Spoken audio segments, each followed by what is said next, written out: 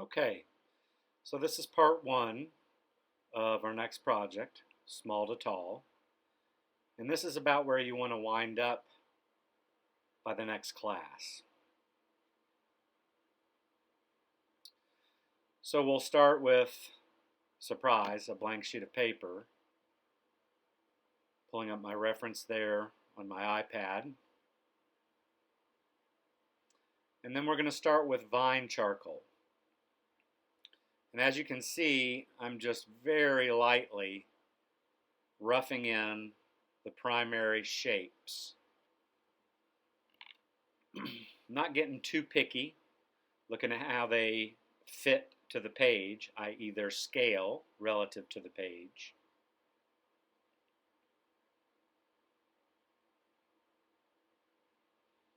Not too dark. And I'm only really dealing with the shapes that I can see the most. There you could see I couldn't help myself but put in a little bit of hatching, because if you notice in that lower left quadrant, there's a passage of dark. So just to help me feel my way around, I add a little bit of tone. Reinforcing the contours that I like, shifting them around a little bit, toning it down a little bit. I'm squinting a lot now, just looking for where my darker values are. Trying to keep the lightest areas light. There's really no white in this composition per se, but the lightest areas I'm going to go ahead and reserve as white. I want you to also notice that I'm changing the direction of my hatching. So this is like a cross contour. If the ground is a flat plane, I'll have horizontal strokes. If the ground is at a slope or the rock is moving upwards or downwards at a slope, I'll use diagonals. And if the rock goes straight up or the ground goes straight up, I use vertical lines. There's that big passage or flow of dark tone that moves from the middle of the top of the composition down towards the left center and then down towards the bottom of the page. So I'm going ahead and just toning that in using my cross contour toning. I guess it should be cross toning, not cross contour. I'm squinting a lot still, very loose. Then I switch to reinforcing contours, and I start pushing the darks a little bit, and then the infamous blend. And again, remember, this is to kind of keep us amorphous so that we don't get too committed to the primary shapes and locations and scales and proportions of things. But remember, it also gives us some of those intermediate tones. So in effect, we're kind of creating a reductive surface to work with, as well as getting more variation of tone. You'll notice that as I blend with the contour of the shape surface across the form, not at the edge. Then I reinforce the contours again, perfecting the primary contours, maybe even getting into a little bit of the secondary work.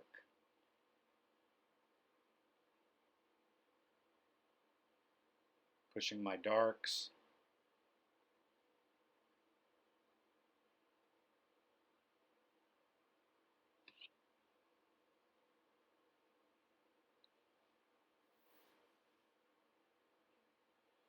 I'm really struck by that dark passage that runs kind of around those areas of light. If you squint at the little thumbnail of my reference image in the lower right hand corner, you can really see it distinctly.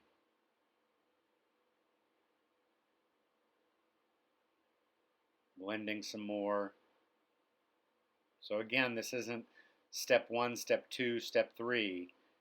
It's a back and forth between the steps, an ordering and a disordering. That's all about variation.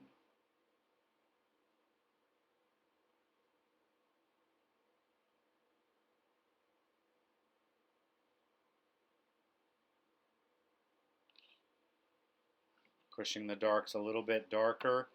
And I'm starting to look for shapes within shapes. Remember, we talked about the jigsaw puzzle. Reinforcing contours again.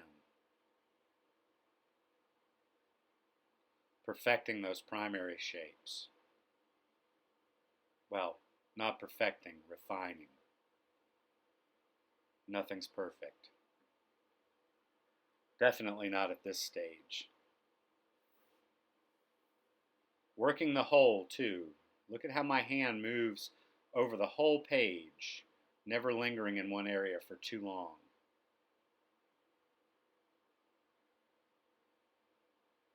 Using the side of my palm, not just my fingers.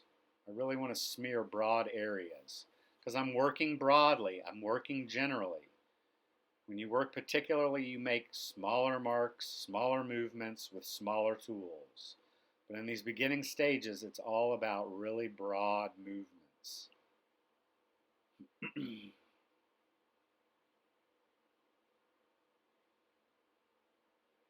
Noticing that this whole lower left corner is a triangle of gray. I'm sorry, lower right triangle.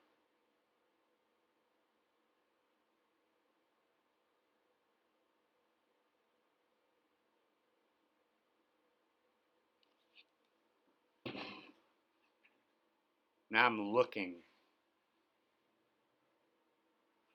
squinting back and forth between my drawing and my reference, trying to not get hung up on what I've already got, but comparing what I've got with what is in the photograph.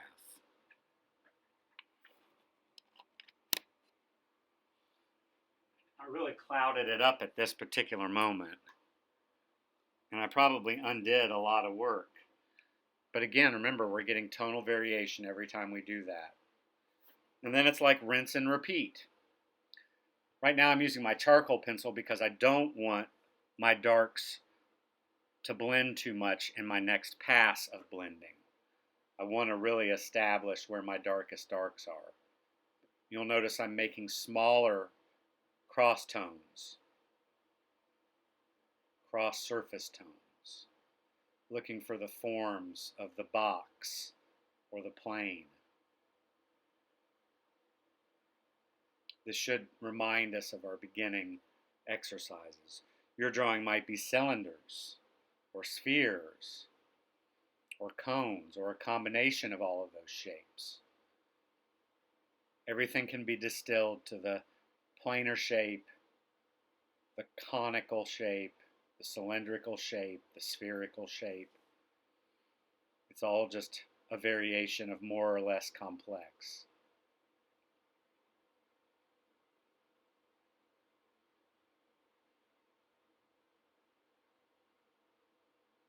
More contour drawing, more tone drawing. More tone drawing, more contour drawing. Back and forth.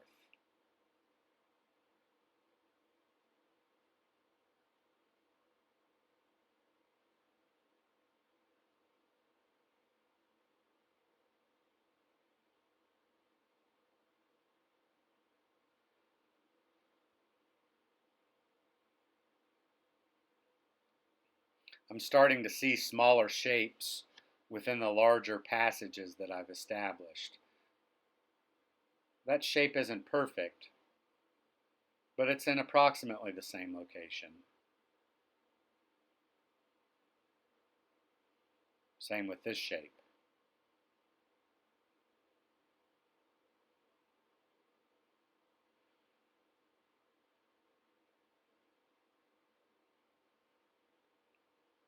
In a way, I'm doing some blind contouring because I'm looking more at my source image than I am at my drawing. It should always be that way. You should always be looking more at your source than at your drawing. Trust your hand and your eye. You've had lots of training by this point.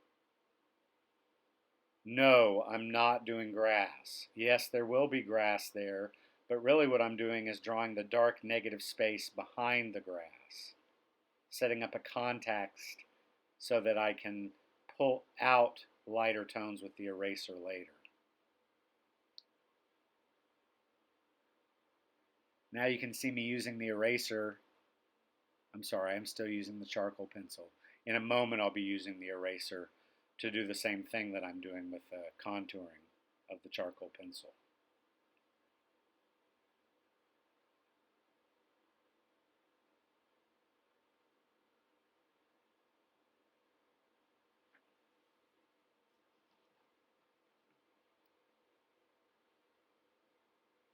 I'm really grinding the pencil in those smaller areas of dark. And I'm relatively confident that they're in the correct place because I'm squinting. Sometimes I'm adjusting my pressure so that they're not so dense. So I'm just kind of doing a wash, a gray wash. Other times, very dense.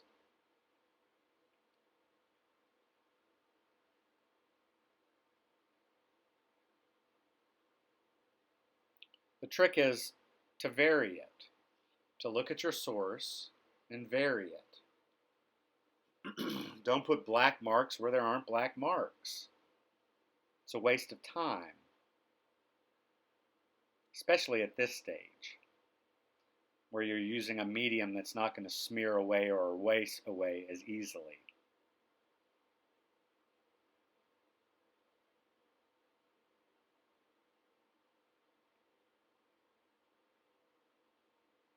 So right now we're at about 12 minutes. And I've got a pretty good bit accomplished in that amount of time. I've got the primary and the secondary shapes. I've got some tones that are pretty clearly related to what I'm seeing in the drawing.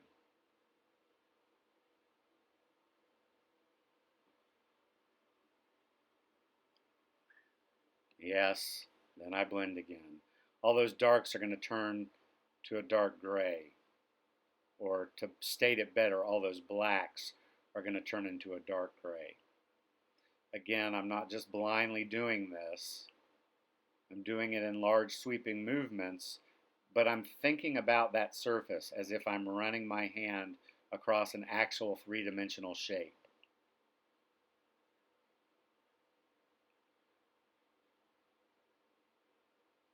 And I'm doing it all over, not fixating on one small area. It's like I'm stirring soup. So that was kind of the beginning part of that first stage. Now I'm going in with my compressed charcoal, which is broader, and I'm thinking more about broad tones and line variation of contour. Actually looking at the cracks and the crevices, that ridge that runs across the top of that rock.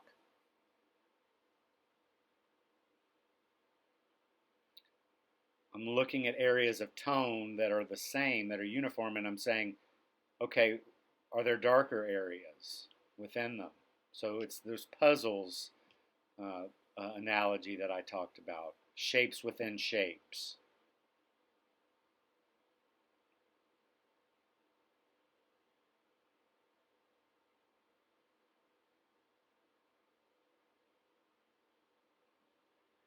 Now I'm using my eraser to pull out the light shapes within the dark shapes. I'm not pressing down indiscriminately. I'm looking to see if they're really bright or if they're half tone or medium tone, and I'm adjusting my pressure, just like I was doing with my compressed charcoal and with my charcoal pencil.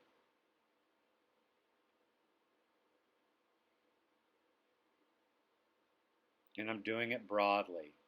I'm not counting things, how many pebbles, how many grains. I'm looking for big chunks of particulate or groupings of granules.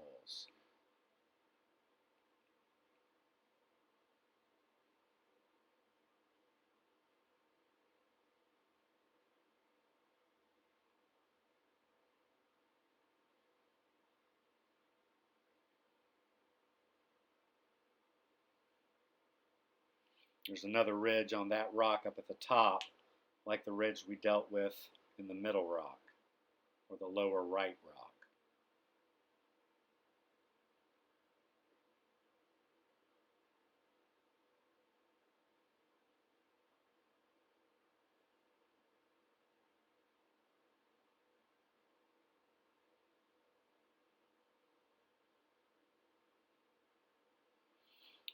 Watch how my hand twists and turns.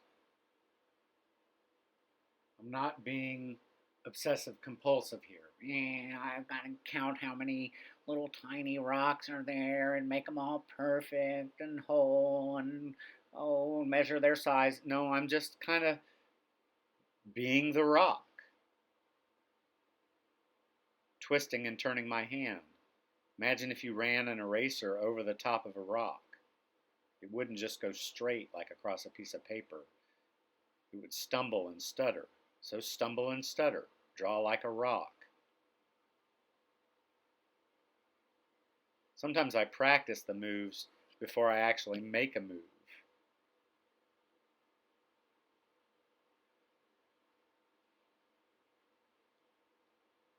It's not about erasing to get rid of, like you did when you were a little kid, trying to get rid of everything, just mindless erasing, broad erasing. No, it's about twisting and turning and stabbing and stuttering with your eraser. It's like a dance.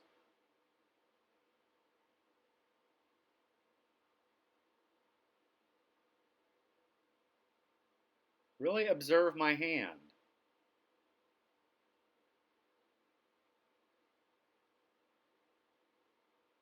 There's a lot of stutter to it.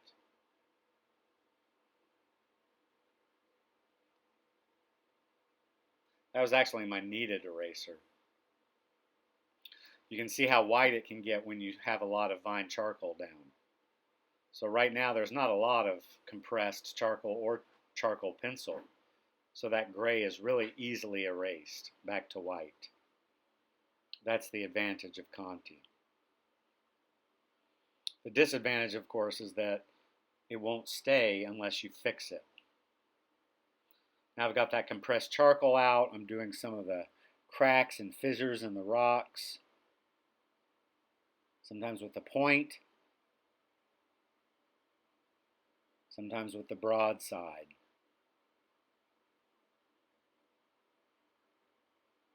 Yeah, there it's with the broad side, not with the point. Look at how planar that rock is. It's like a box, just an irregular box. I noticed here when I squinted that this whole triangle in the top is pretty gray, so I just do a gray wash. And then I move to a dark area and press down harder.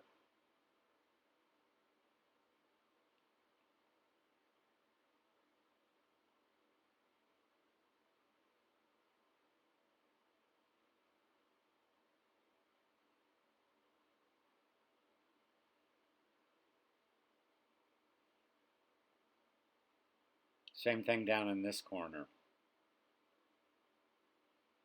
I am kind of giving an indication of some of those little leaf forms, just squiggles.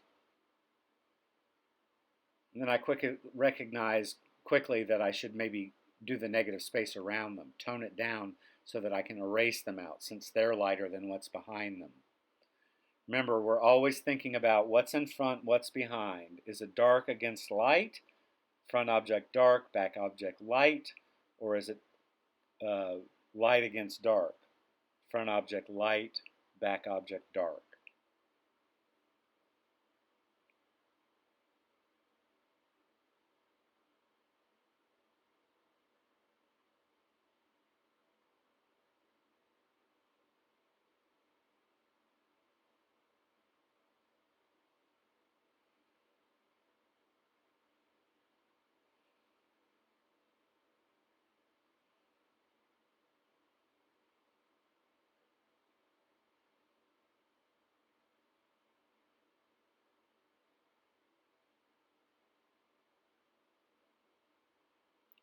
Some lighter gray cross contour toning. Okay, we're about 20 minutes into the drawing. And you can start to recognize the distinction of the shapes and some of their secondary textures. I flirted a little bit with tertiary stuff, but I'm still not committed. So now I'm stepping back and I'm looking. Are the overall tones there? Are the basic shapes located correctly? Are the contours similar enough to what the contours are in my source image?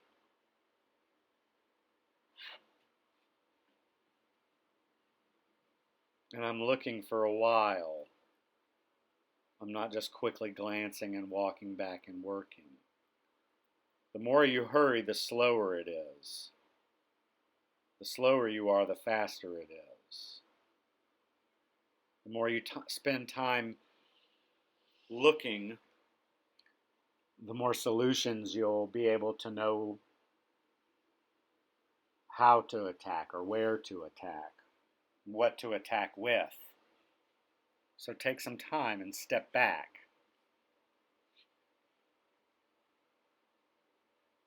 Squint back and forth. Too similar, too different. Not similar enough, not different enough. Compare your resources, your references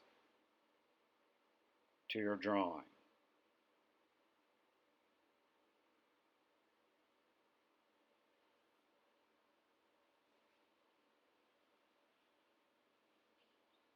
Maybe I'm spending a little bit too long here. Feel free to fast forward if you wish. Just look for my hand again.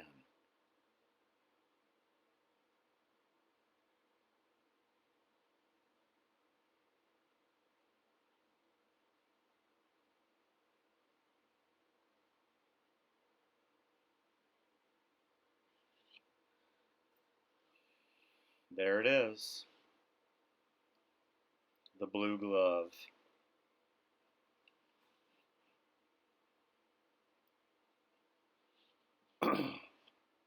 Now I'm coming back in and reinforcing the darks.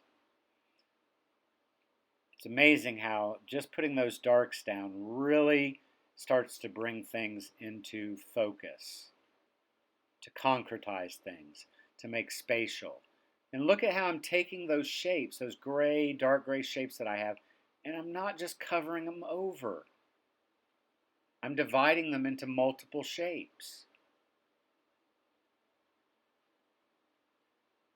Looking for moments of overlap to push back. Switching between tone and contour line.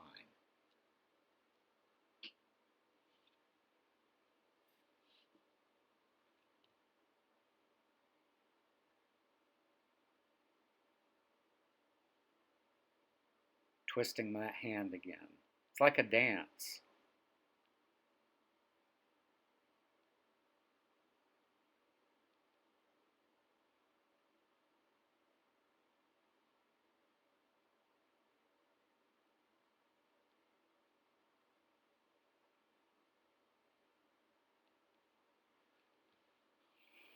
Open marks, not just dense, equal pressure marks, but marks that skip across the surface and then drag across the surface. I notice there's a dark area there.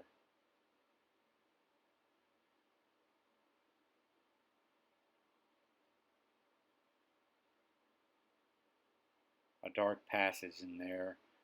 Notice how there's like a dark vertical passage that is in the kind of edge of the left third.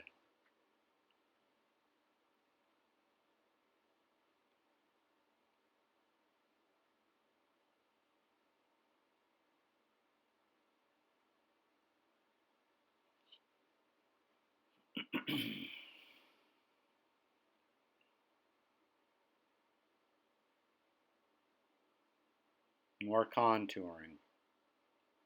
Now I'm really looking at the tertiary shape of that contour. It's very jagged and irregular, not smooth, because it's got some sort of lichen or moss on top of it.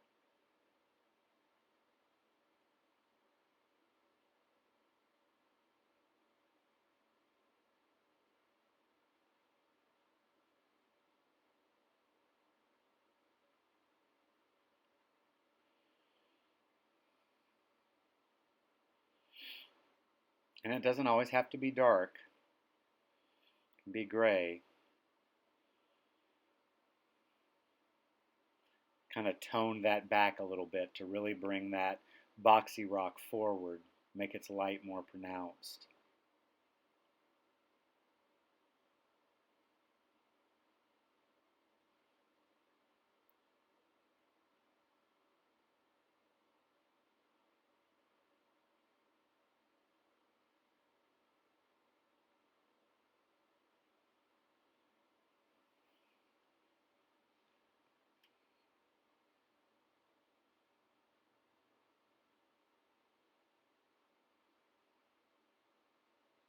Wandering around.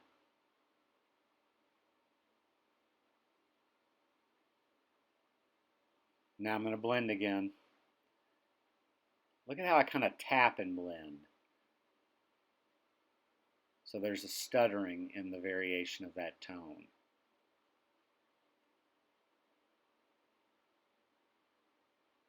Kind of working my way from top to bottom. Pulling over the edge, pushing into the edge. Blending around the edge, blending along the line, blending in cross direction to the line. Blending with the surface contour.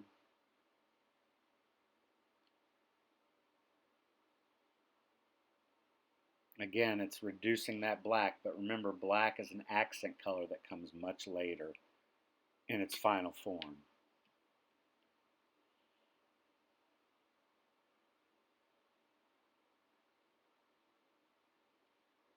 Tap, tap, tap, tap, tap, tap, tap, tap, tap, tap.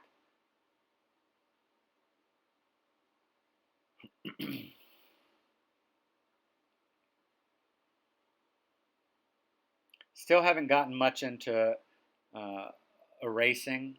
I did a little erasing in the first half of the drawing, but this second half is mostly about laying down tone and manipulating it by blending. We can see all the secondary and primary shapes, very little of the texture. Any texture that's there is not intentional. Oop, caught something else. There's that grass in the top right corner. So I got to give it a base to pull out the lights against.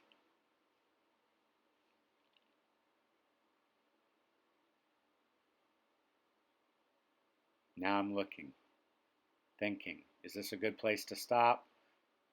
I'm tired. Probably is. So this is about where you should be for the next class. See you then.